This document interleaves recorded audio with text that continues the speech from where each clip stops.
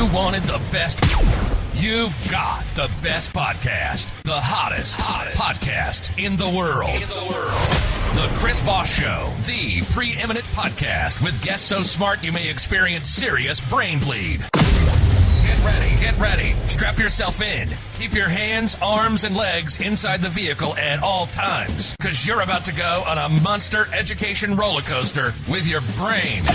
Now, here's your host, Chris Voss. Hi, folks. Chris Voss here from thechrisvossshow.com, thechrisvossshow.com. Hey, we're cutting here in the Great Podcast. We certainly appreciate you guys tuning in. Thanks for being here. As always, go to subscribe to youtube.com/Chris Voss. Hit the bell notification button. Go to goodreads.com/Chris Voss. See everything we're reading and reviewing over there. Also go to all of our groups on Facebook, LinkedIn, Twitter, Instagram, all those cool places the kids are playing. Watch for upcoming coverage of CES show, the Consumer Electronics Show, whatever it's called. You know what it's about. It's coming up next week. It's going to be an adventure. Not only am I going to interview, I think we've got about 30 appointments or something. We're going to be interviewing people live at the booth. We're going to be talking to people. It's going to be a really interesting show. But also, I'll be dodging the Omicron virus. So you get to see me that. I think I'll be wearing a hazmat suit to the show. So it'll be interesting. Anyway, guys, we have an amazing author on the show. She's written a lot of books. She is the author of a new book that came out October 26, 2021 called A Dog's World, Imagining the Lives of Dogs in a World Without Humans. Jessica Pierce is going to be with us on the show. She's going to be talking about her beautiful book and some of the aspects of what she put into it. She is a bioethicist. She's one of the world's foremost scholars in environmental bioethics and animal ethics, because, you know, my dogs do need to learn some ethics. I think it's, is it unethical to eat your own poop? I don't know. Her books explore various facets of the human-animal relationship with a particular focus on ethics of living well with companion animals. Her work has been featured in the New York Times, the Washington Post, the Guardian, and Scientific American. She writes a regular blog for Psychology Today called All Dogs Go to Heaven. Excuse me. Jessica is a faculty affiliate at the Center for Bioethics and Humanities at the University of Colorado Anschutz. I can't remember if I got that right or not. Medical School. And welcome to the show, Jessica. Did I get that last word right again? You did. All right. And thank you, Chris, for having me. It's nice to be here. Thank you. I had to pause for a second because I was thinking about some of my dogs that have passed on. And, you know, that when I said, I don't know, all dogs go to heaven, it kind of put me in a place there. But welcome to the show, Jessica. Congratulations on the new book. It's wonderful to have you. Thank you. It's nice to be here. There you go. Give us your plug so people can find you on the interwebs and get to know more about you. All right. So my plug is particularly about this book is that it's a thought experiment about what would happen to dogs in a world without us. I think it's a really interesting book. I learned the most from writing this book than I have from any other book that I've worked on, and really had my thinking about dogs warped and altered in significant ways. So I think my plug is, I think it's a fascinating thought experiment. I'm not sure other people in the world think it's a fascinating thought experiment, but go there, check it out, think about it. My dogs, and they were horrified. They're like, "You're the treat person. Where would we be without the treat person?" Anyway. See, my dog, she had mixed feelings about it. She thought I'd have a lot more opportunity just to do whatever the heck I want without you looking over my shoulder saying, "Oh, stop that." Yeah, you could chew on everything and just go wherever you want to go. And like you said, eat poop whenever you want to. There you go. Give us your .com so that people can find you on the interweb. Okay, jessicapierce.net. There you go. And so, Jessica, you come up with this theory, and so the book is about imagining the lives of dogs in a world without humans. I cheated and read your subtitle. Tell us a bit more about how that expands in the book.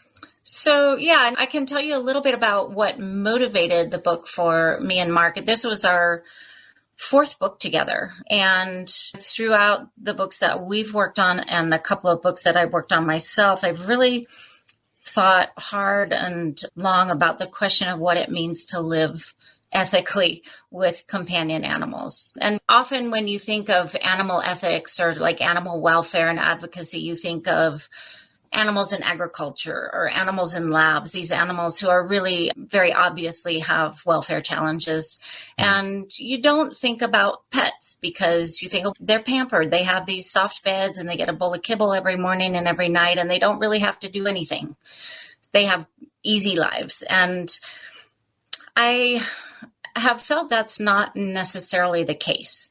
And the last book that Mark and I wrote together was called Unleashing Your Dog. And it was really about letting your dog be a dog. And one thing that was surprising to me was that it's actually a hard question to answer. What does it mean to let a dog be a dog? That seems super obvious, but what does it mean to let a dog engage in natural doggy behaviors? And oddly enough, many of the things that we expect of our dogs who live as pets are unnatural. We're constantly training them not to be dogs or scolding them for being dogs. So this latest book was an exploration of what does it actually mean to be a dog, and what does that look like in the absence of humans? Are dogs still dogs? Absolutely. And in fact, they maybe have more interesting lives without us always in the background hovering around telling them not to do what they really want to do. I don't know. My dogs are really attached to me with dog treats. And they actually had this little game they were playing with me for a short while at the new house. I didn't have doggy doors installed yet. And so I'd have to bring them in through a 2-door system and be like, from the garage, come in, and then down into the basement. And I'd be like, come on in. And they would park at the top of the stairs and look at me and be like, we want treats if we're coming in. It's like a negotiation. And so I'd have to shake the treat bag that would give them, oh, okay, the idiot's going to give us treats now. And then they come down. But if I didn't shake the treat bag, they just sit there. Yeah, we're not working with you. Not doing it. Yeah. Not doing it, which doesn't work in winter because it's like colder. But we did that for a while. And I just barely this week installed doggy doors. And now they're really pissed at me because I took away their bargaining power. Dang. Yeah. If you want to come in, you want to leave, I don't care. Do whatever, but they still get lots of treats. But it's funny that now they're just constantly hounding me, going, "Can we get treats? Can we get treats?" They're really spoiled. Can you tell? That's how all dogs should be. Yeah, definitely. They get chicken and everything. They have their own pet beds, and yeah, it's pretty out of control around here. Well, so what are bioethics and stuff like that? Is that kind of what you draw on the book? So give us a layman's term of how that works. Bioethics. Yeah, so I'm not your typical bioethicist. That's the first thing I'll say. My training is in philosophy and theology, ethical theory.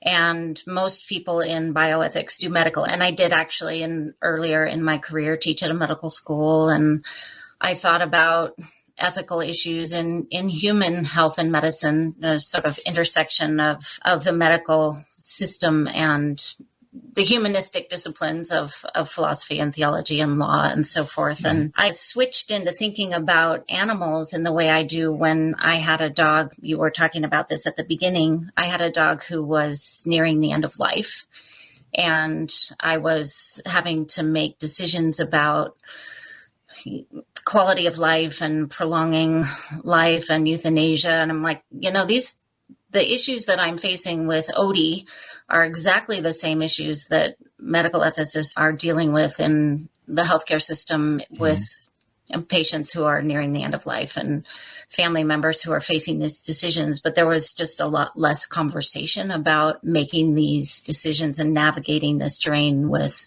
companion animals. It's definitely the terrain of a bioethicist, but typically people will focus on human issues, and I'm more interested in human animal issues. I had that too experience, and I think a lot of people do when their dogs start getting sick and you're making those choices. I had so many people that would come to me and be like, "You just need to put them down. Just give up and put them down." Yeah. And I'm just like, wow, I hope I'm not your relative when it comes I know. Isn't that funny? You would never say that about somebody's. Yeah, you never just go to say, "Hey, my mom she got a little COVID." Yeah, just put her down. Yeah, she's gonna suffer. She looks uncomfortable. Yeah, and in fact, one of my dogs she had this, I forget what it was called, but it was an infection that can grow between the organs and tissue, and penicillin won't get to it. And so what eventually happens, it keeps expanding to a point it breaks out of the skin. And when it does, the air gets to it. And of course, then you can treat it. And that was all my dog had. But we knew it wasn't cancer, and we just knew this thing was growing. And I'm like, can we just stab it? And they're like, no, that could be worse, especially if it's cancer. And so we just had to wait for a week or two for this thing to pop out. And I had people calling me saying, put her down. And she lived for another 3 years after that. Oh, wow. Once it blew out, it was done. It was the most weirdest thing ever. But man, I would have lost 3 years of gold, just pure gold. And I don't know, when it comes to my dogs and some human beings, I won't say which ones, maybe politicians or something. I don't know. I'm just kidding. But there's some people that I think probably are better, higher humans on the put down scale should be put down than dogs. That's just my opinion anyway. So give us some tips or some different prospects of the book, and should we learn something from this? Like maybe we should let our dogs maybe run around and play more or do something more? So there are two questions that we address in the book. One is, would dogs survive without humans? And the answer to that is almost certainly yes.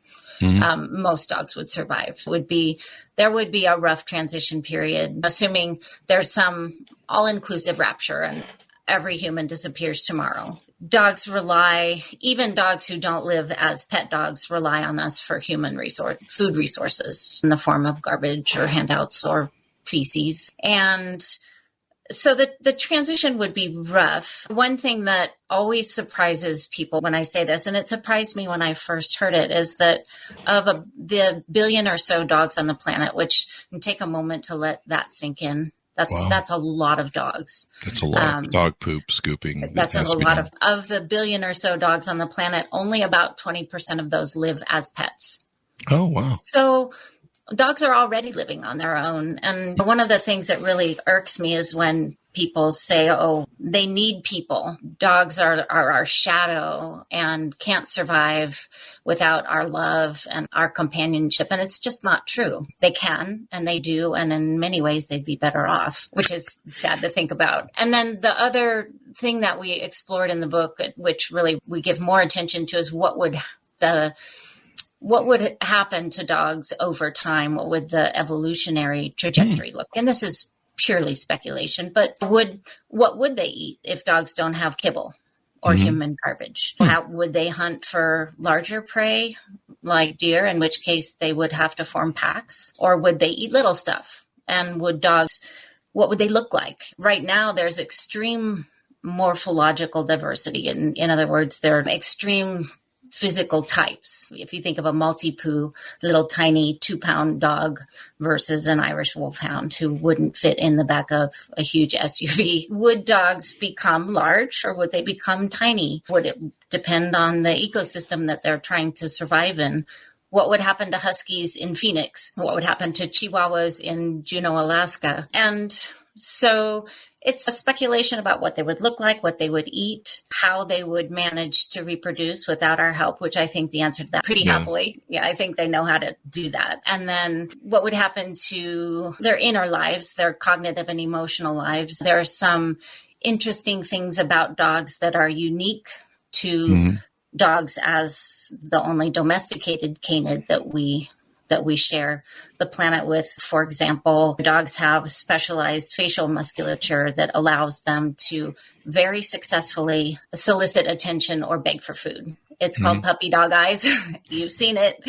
Your dogs probably give it to you every day when they're waiting for their treats that are not forthcoming enough. And what would happen to those traits that are, or behaviors that are specifically evolved for dogs to better communicate with us, manipulate us, etc.? Would they have any usefulness in a future without us? Maybe. And then I think ultimately, like, the ethical point of the book, which is, of course, what's most interesting for me, is what does this tell us about how we treat our dogs now, and what can we do to help them, I guess you could say, discover their inner wild a little bit more. One example, very specific example, is just recognizing that dogs are olfactory creatures. Humans are visual creatures.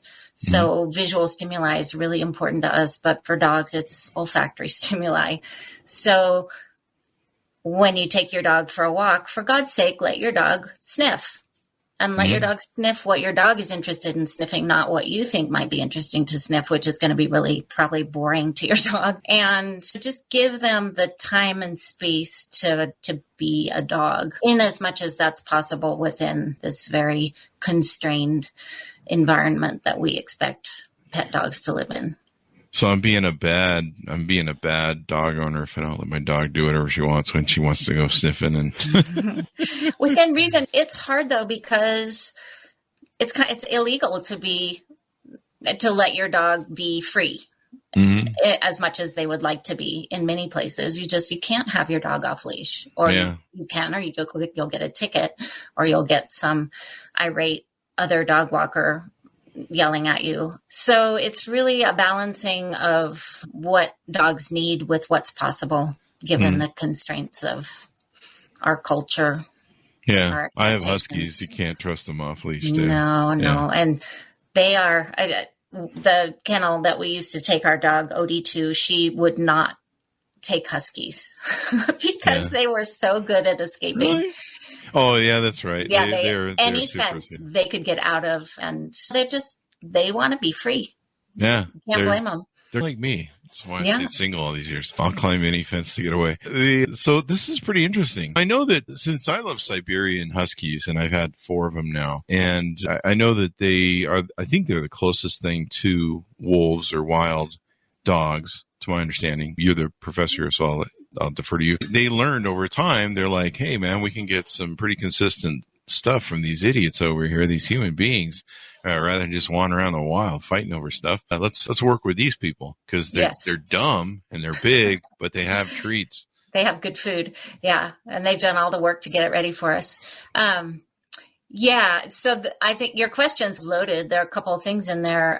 One is about these breeds of dog who are more wolf. And one of the questions that we get all the time about this book, and which we thought about when we were writing, is intuitively, it seems like the more wolf-like, sort of ancient breeds might have a better shot at survival, just because their physical shape is intact, sort of relative to the canid plan, and compared to, for example, I always pick on the snub-nosed dogs, but French bulldogs, I'm sorry, they're very cute, but they can't breathe very well.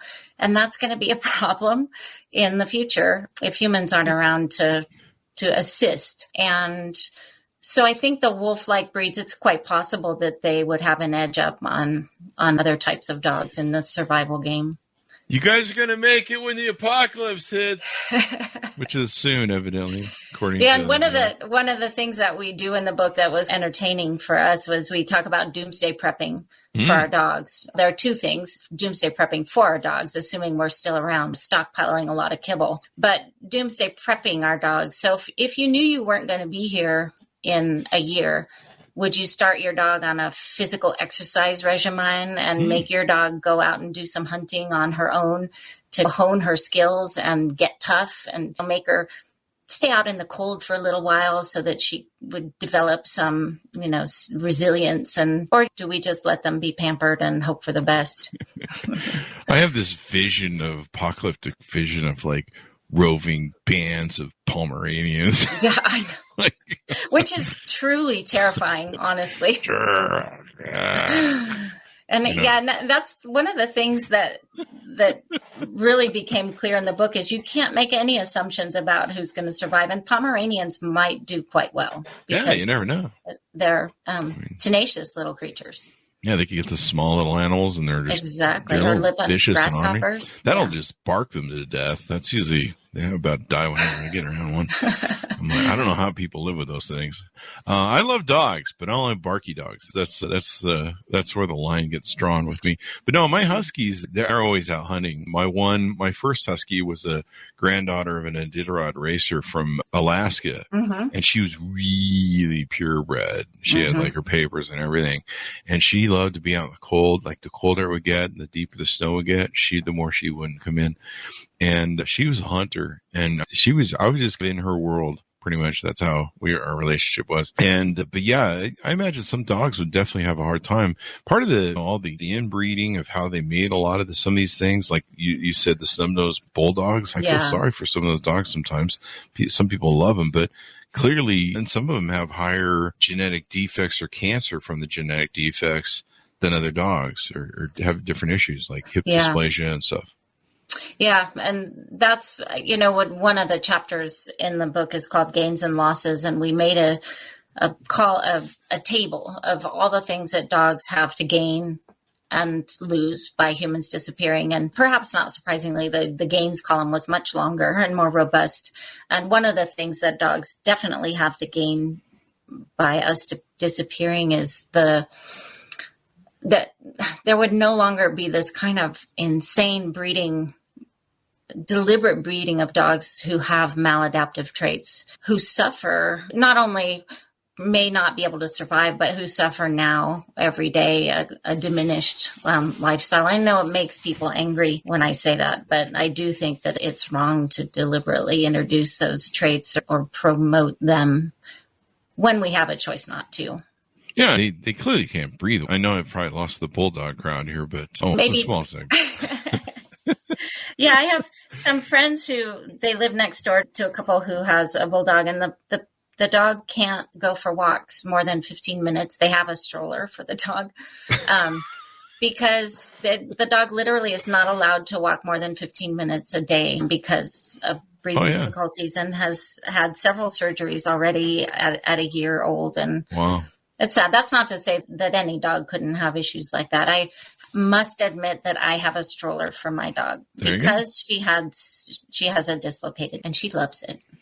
Yeah, my huskies would never, no matter how bad off they got, would never talk. You might be surprised because I said that about Bella. She's a cranky dog who doesn't tolerate much of anything. But what the trick was treats.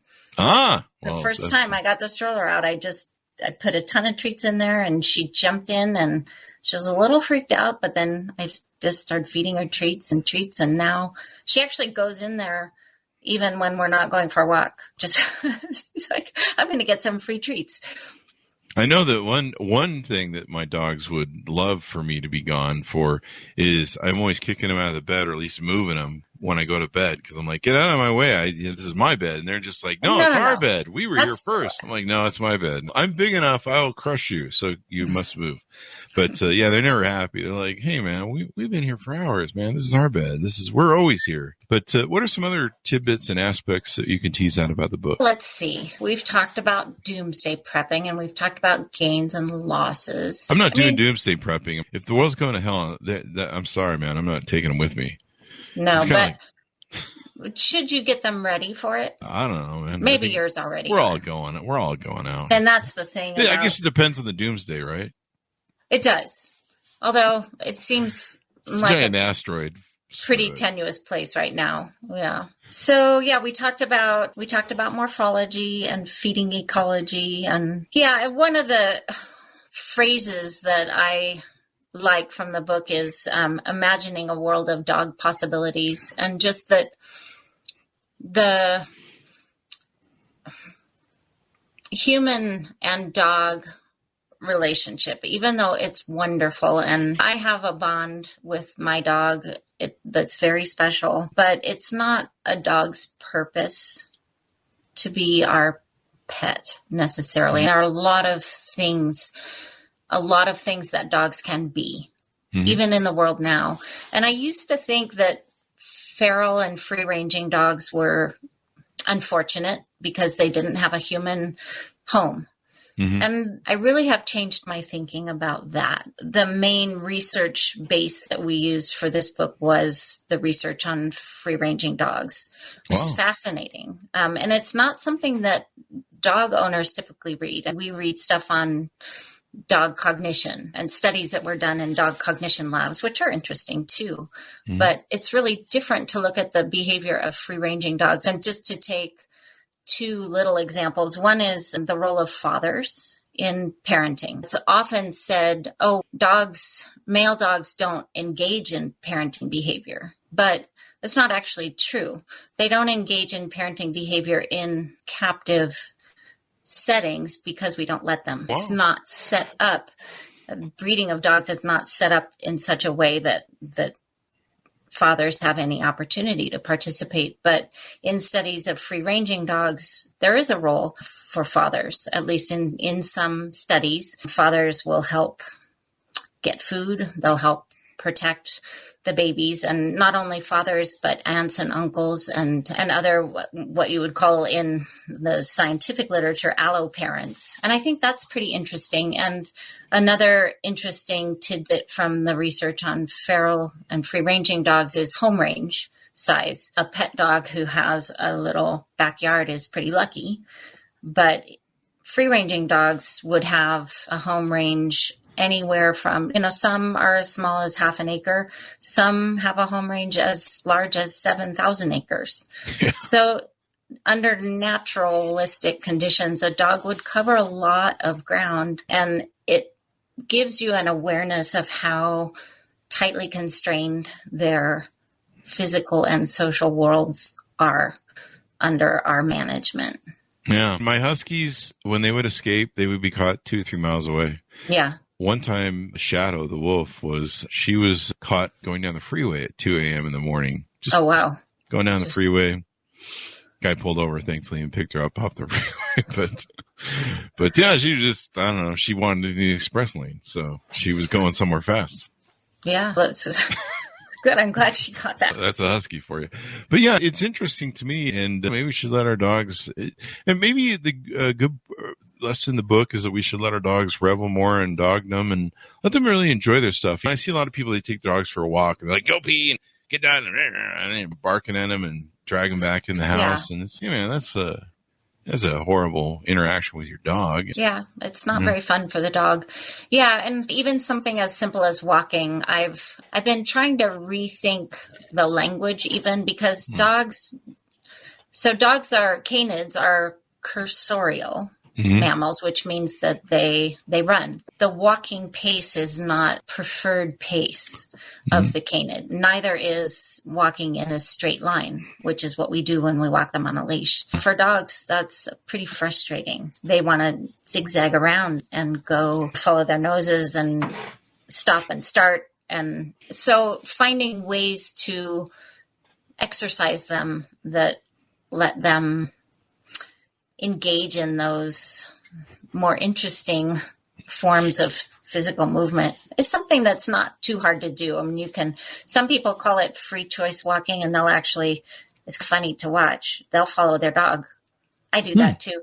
I'm sure I look ridiculous. If she wants to go that way, I go that way. And if she wants to stop, I stop. And if she wants to dart over there, she doesn't dart anymore because of her leg, but just let them choose for once. Yeah. We impose a lot of choices on them and just give them more agency. One of mine knows we're talking about him. She's here licking my hand. Oh, Why are you guys talking about me? If you want more research on your book, I'm going to be going to CS for, I think, 3 or 4 days. And my little baby, my daddy's girl one, she has some real attachment problems with me. Like, we have to turn on the podcast when I leave to go to the gym. Anytime I'm gone for 2 or 3 hours, it's like the end of the world. And I have cameras set up so I can call in and be like, it's okay. I'm here.